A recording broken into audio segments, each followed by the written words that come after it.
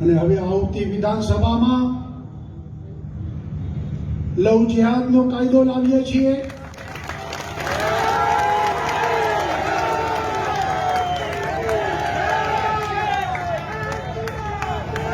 કાયદા બનાવીએ છીએ અને સાથે સાથે કાયદો વ્યવસ્થા એની ચિંતા પણ કરીએ છીએ. ભાઈઓ બહેનો, વિકાસની પ્રાથમિક શરત એ નવી લગા ભાઈ